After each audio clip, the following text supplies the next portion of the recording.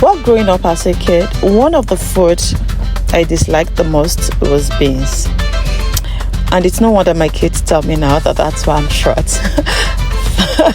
I wonder how many parents have said that similar to their children.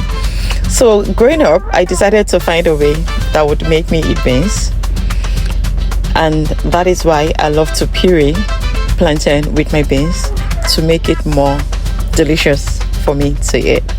So if there's any other person in my shoes the same way that does not like to eat beans, then welcome to this channel, because the pureed plantain makes it more delicious and it's just so different in a unique way.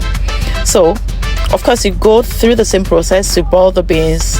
So what I'm doing, the way I'm doing it this time around is I'm going to boil the beans separately, and then I'm blending the pepper mix completely with the plantain. Now I'm using soft plantain because the whole idea is for the plantain to blend in completely with the beans.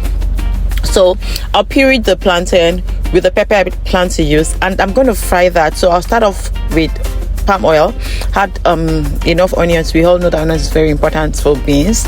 And then I'll now turn in the pureed to plantain and pepper mix. So that will all go in together at the same time, because we want everything to mix and cook together. So the pepper has been smoothly blended with the plantain. In fact, I'm not even going to know it's plantain. Like, if I don't tell you, you're just going to see the pepper mix and you'll be wondering, why do you have all that pepper? It's not all pepper, it's the tomato, it's the plantain puree that is making that difference. I'm going to go in with my seasoning, and of course I'm also adding crayfish. The Benin in me is allowing I'm adding crayfish to that. So I'm going to cover and allow it to cook very well. Now on one other side, the beans is still boiling because I also need the beans to be soft.